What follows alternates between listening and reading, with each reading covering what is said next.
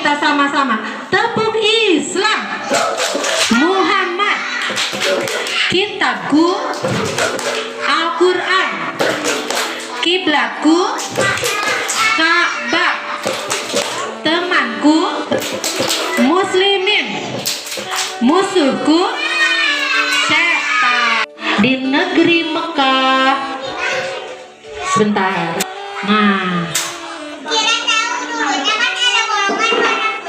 iya betul. Iya, ini adalah Ka'bah. Itu zamannya jahiliyah. Ada yang tahu nggak apa itu zaman jahiliyah? Zaman kebodohan. Orang-orangnya bukan bodoh otaknya, tapi mereka sudah mengingkari ajaran agamanya. Kita tahu Tuhan kita siapa? Allah. Nah, tapi pada zaman itu di negeri Mekah orang-orangnya sudah berpaling. Mereka banyak yang sudah tidak menyembah Allah, tetapi menyembah berhala. Nih, berhala. Berhala itu patung-patung. Ada yang terbuat dari batu, ada yang terbuat dari kayu, ada yang terbuat dari besi. Nah, ini kan buatan manusia ya, tapi sama mereka disembah. Makanya disebut zaman jahiliyah, karena orang-orangnya menyembah berhala buatannya sendiri. Mereka menganggap bahwa berhala-berhala ini bisa mengabulkan keinginan-keinginan mereka, padahal berhala ini adalah buatan mereka sendiri. Coba, padahal yang selalu mengabulkan doa-doa itu siapa? Pada saat itu, zaman jahiliyah, orang-orang menyembah berhala. Berhala-berhala mereka di sekitar Ka'bah. Dan Ka'bah adalah tempat yang ramai dikunjungi oleh orang-orang dari seluruh dunia. Banyak orang-orang berdagang di dekat Ka'bah. Banyak juga orang-orang yang beribadah di dekat Ka'bah. Membuat salah satu raja yang hidup saat itu dari negeri Yaman iri sama kota Mekah.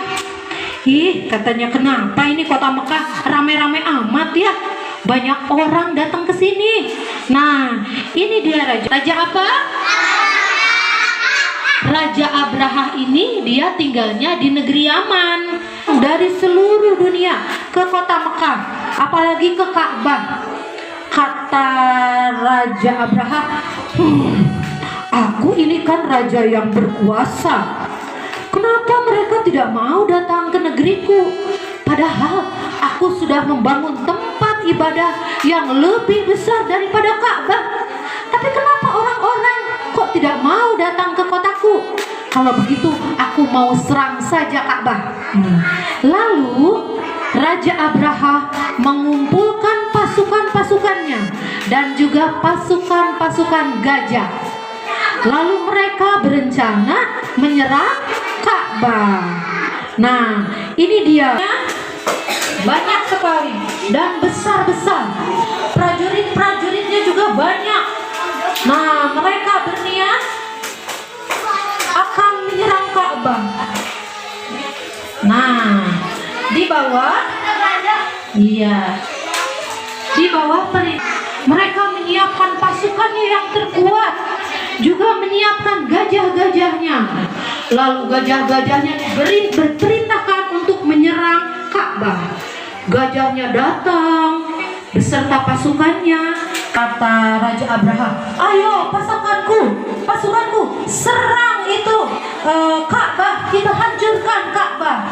Nah, tapi Ka'bah itu adalah tempat yang suci, tempat beribadah umat Islam untuk menjalankan haji dan juga menjadi kiblatnya umat Muslim untuk sholat. Nah, ini adalah tempat yang suci, maka Allah melindungi tempat. Tiba-tiba nih, ketika gajah-gajahnya sudah mendekati Ka'bah, langitnya berubah jadi hitam, jadi gelap. Lalu datanglah segerombolan burung ababil.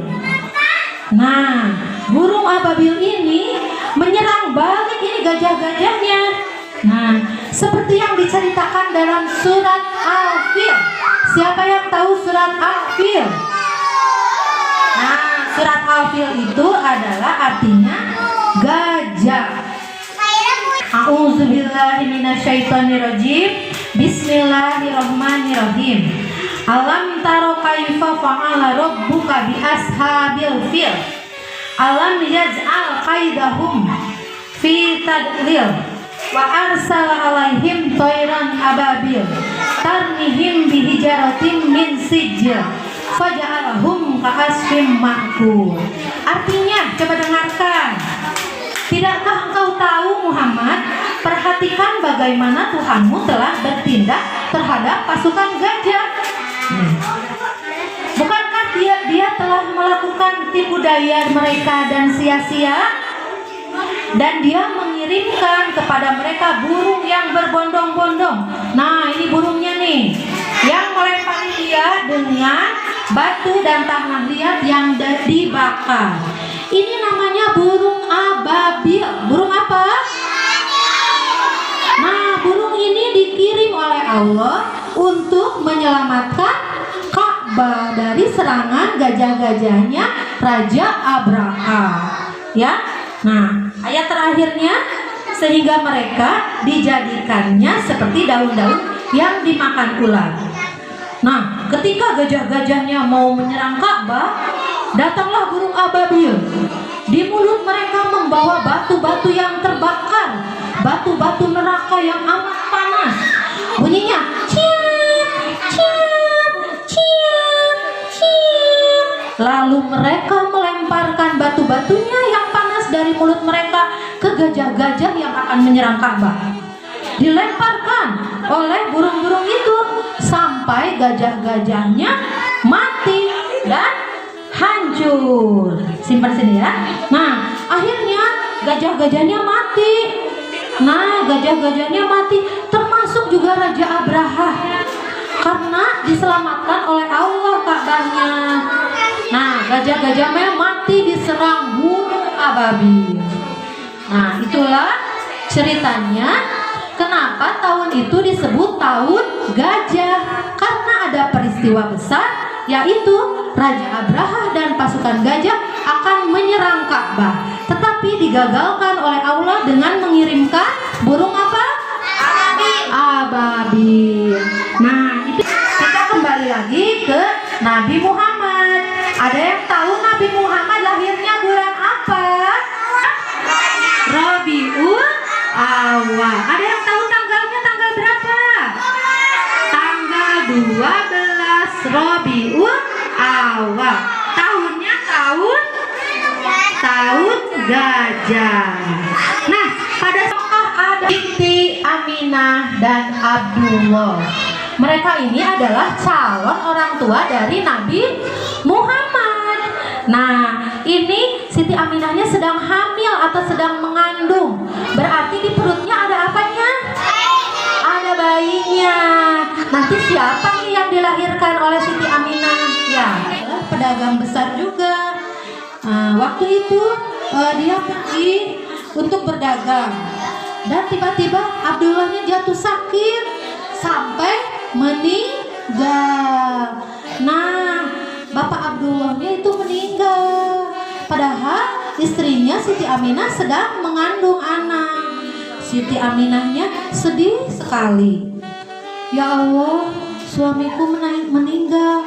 Padahal sebentar lagi aku mau punya bayi. Nanti bayiku jadi anak yatim, nggak punya ayah, katanya ya.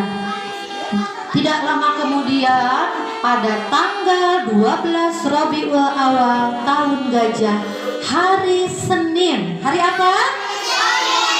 Hari Senin. Lahirlah seorang bayi ke dunia. Nah, ini bayinya. Ibunya adalah Siti Aminah yang tadi, tetapi ayahnya sudah meninggal, namanya Abdullah. Bayi ini lahir dengan sehat dan diberi nama Ahmad atau Muhammad. Siapa? Muhammad. Dia lahir dengan ayahnya sudah meninggal, makanya disebut anak yatim yang tidak punya ayah. Nah, Siti Aminah mengurus anaknya ini sampai besar dengan penuh kasih sayang. Bayi ini bernama Muhammad. Ya, tapi takdir berkata lain. Ibunya Nabi Muhammad tadi siapa namanya? Siti apa? Siti Aminah. Pada saat Nabi Muhammad atau Muhammad belum jadi nabi ya, Muhammad berusia 6 tahun, ibunya juga meninggal. Jadi Muhammadnya tidak punya ayah sekarang, tidak punya ibu, disebutnya yatim piatu. Ya, Muhammad kecil ini lalu diasuh oleh kakeknya, namanya Abdul Muthalib. Ya, Abdul Muthalib itu adalah seorang pembesar di negeri Mekah. Dia seorang bangsawan. Nah, jadi Nabi Muhammad atau Muhammad kecil setelah ibunya meninggal pada umur 6 tahun diasuh oleh kakeknya, namanya Abdul Muthalib. Tapi lagi-lagi 2 tahun kemudian kakeknya Muhammad itu meninggal. 40 tahun di Gua Hiro datanglah wahyu pertama, ayat pertama dalam Al-Quran yang diturunkan oleh Allah Subhanahu wa Ta'ala lewat malaikat Jibril, yaitu surat Al-Alaq. Bunyinya apa ya? Ada yang tahu nggak? Adalah Iqra. Apa itu? Sekali lagi apa? Iqra. Ada yang tahu artinya apa? Membaca Al-Quran sebagai kitab, membaca juga sekeliling kita, dan membaca buku-buku pelajaran juga harus dibaca ya, biar semuanya pintar. Iya, anak-anak sekarang sedang belajar Iqra. Ada yang sudah Iqra 1, Iqra 2, Iqra 3. Ada yang sudah baca Al-Quran juga, sudah ada? Sudah ada ya, hebat. Nah, itulah tadi ayat pertama yang diturunkan Allah kepada Nabi Muhammad Sallallahu Alaihi Wasallam. Dengan turunnya ayat itu, sekaligus juga diangkat Muhammad menjadi seorang nabi. Jadi Muhammad jadi nabinya umurnya berapa tahun? Ada yang tahu nggak?